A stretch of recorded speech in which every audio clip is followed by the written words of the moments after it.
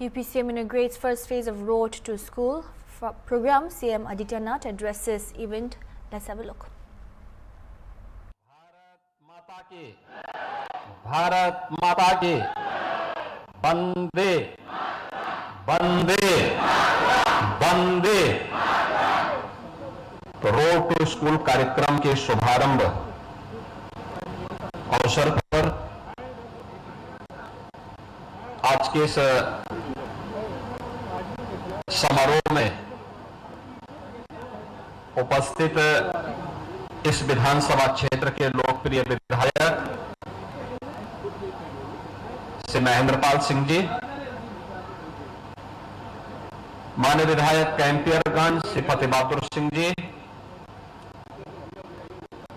माननीय विधायक गांव डॉक्टर बिमलेश पासवान जी, माननीय विधायक चौरी चौरा श्री श्रवण निषाद जी, प्रमुख सचिव बेसिक शिक्षा डॉक्टर एस सुंदरम जी, निदेशक अशोका लीलैंड लिमिटेड श्री एनबी बाला चंदन जी, परियोजना निदेशक learning links foundation Shri Girish S G, आज के इस कार्यक्रम में उपस्थित बेसिक शिक्षा परिषद के सभी अधिकारीगण, सभी सम्मानित शिक्षकगण, अभिभावकगण और प्यारे बच्चों,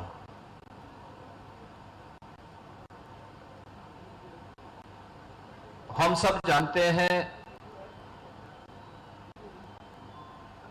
कि किसी भी सशक्त और समर्थ राष्ट्र की सबसे प्रमुख जो उपलब्धि होती है वह शिक्षा होती है। शिक्षा किसी भी सभ्य समाज के लिए, किसी भी समर्थ समाज के लिए और किसी भी सशक्त के लिए सबसे बुनियादी आवश्यकता है। शिक्षा के बगैर मानवीय मूल्यों और इस जीव सृष्टि की आवश्यकताओं की पूर्ति की कल्पना भी नहीं की जा सकती है। और इसीलिए प्राचीन काल से ही शिक्षा को सर्वसुलभ कराने को लेकर के लगातार मंथन चलता रहा है। इसके लिए अलग अलग समय में, अलग अलग कालखंडों में अलग अलग प्रयास हुए हैं। भारत के प्राचीन गुरुकुल की प्रणाली और उस गुरुकुल में उस समय के जो उत्कृष्ट कार्य हुए हैं वह भी हम सब के लिए एक प्रेरणा है। भारत के विश्व प्रसिद्ध विश्वविद्यालय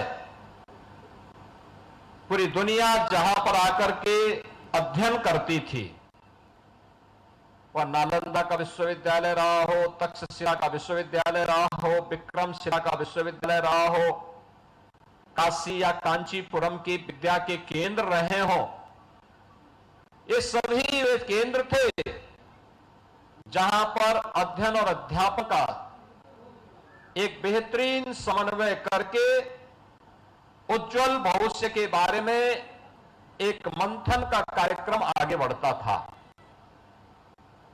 लेकिन समय के साथ आगे बढ़ते गए। कहते हैं कि जब मैकाले ने आधुनिक शिक्षा प्रणाली लागू की तो उससे पहले उसने पूरे भारत के अंदर भ्रमण किया।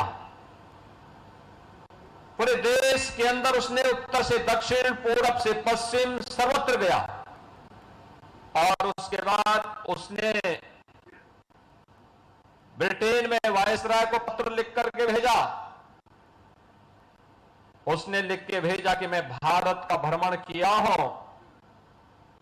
भारत एक ऐसा देश है जहां की पंचायतें, जहां की संस्थाएं स्वयं भी अपने शिक्षण संस्थाओं के प्रति आग्रही बना करके साक्षरता के 100% लक्ष्य को बिना भेदभाव के हर व्यक्ति तक पहुंचाने के लिए प्रतिबद्ध दिख रही हैं। और भारत दुनिया में मुझे एक ऐसा देश देखने को मिला है जिस देश में मैं कहीं भी गया, शहरी जीवन को छोड़ दें तो ग्रामीण क्षेत्र में आपस में एक विश्वास से जुड़े हुए हैं। कोई भी अपने घर में ताला नहीं लगाता, हर व्यक्ति को एक दूसरे पर विश्वास है। और परस्पर विश्वास जब तक भारत के अंदर बना हुआ है, भारत को अधिक दिनों तक ब्रिटिशर गुलाम नहीं बना के रख सकते। और इसलिए उन्होंने उस समय की शिक्षा पद्धति को इस रूप में बनाया कि पहले की तुलना में अगर देखा जाए तो देश के अंदर निरक्षरता बढ़ी, लेकिन आजादी के बाद जो प्रयास प्रारंभ हुए उसके कुछ परिणाम प्राप्त भी हुए, लेकिन अभी इस पर बहुत कुछ किए जाने की आवश्यकता है, बहुत कुछ किए जाने की आवश्यकता है। और इसके लिए हम आभारी हैं प्रधानमंत्री मोदी जी के, जिन्होंने राष्ट्रीय शिक्षा नीति, जब पूरी दुनिया कोरोना जैसी महामारी के सामने पस्त थी, तब कोरोना जैसी महामारी से देशवासियों को बचाने, उनको सुरक्षित रखने के साथ साथ उज्जवल भविष्य की एक नई आधारशिला रखने के लिए राष्ट्रीय शिक्षा नीति 2020 प्रधानमंत्री मोदी ने देशवासियों को दी। और राष्ट्रीय शिक्षा नीति यह उद्धरण तकनीक का उपयोग करके कैसे हम सहज और सरलता के साथ छात्र छात्राओं को इन सब बातों की जानकारी दे सकें, यह तो उपलब्ध करा ही रहा है, लेकिन साथ साथ यह भी सुनिश्चित कर रहा है कि बच्चे स्कूल 100% जाकर के अपना नामांकन करा सकें। इसके लिए बच्चों को भी, अभिभावकों को भी, पंचायत को भी, समाज के गणमान्य लोगों को तो इसके लिए जागरूक करना ही है, लेकिन साथ साथ उन संस्थाओं को जो समाज के निर्माण के लिए अपना योगदान दे रहे हैं, जिन्होंने सामाजिक प्रतिबद्धता को समझा है, उनके CSR मत से भी हम लोग इसमें सहयोग लेकर के इस पूरे कार्यक्रम को सफलता की नई ऊंचाई तक पहुंचाने का काम करेंगे।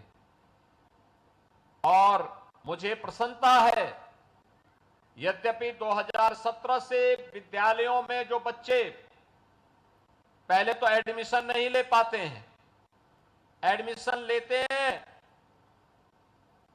तो उसमें से आधे बच्चे ऐसे होते थे एडमिशन लेने के बाद फिर स्कूल नहीं जाते थे। अगर किसी ने तीसरी, चौथी या 5वीं क्लास पास कर ली तो उसके बाद वो 6ठी क्लास में एडमिशन नहीं ले पाता था। 6ठी, 7वीं, 8वीं क्लास भी उसने पास कर ली तो 9वीं में एडमिशन नहीं लेता था। यानी परिणाम क्या था कि 9वीं क्लास में एडमिशन लेने वालों की संख्या पहली क्लास में एडमिशन लेने वालों की संख्या की तुलना में आधी रह जाती थी। हाई स्कूल के बाद जब सीनियर सेकेंडरी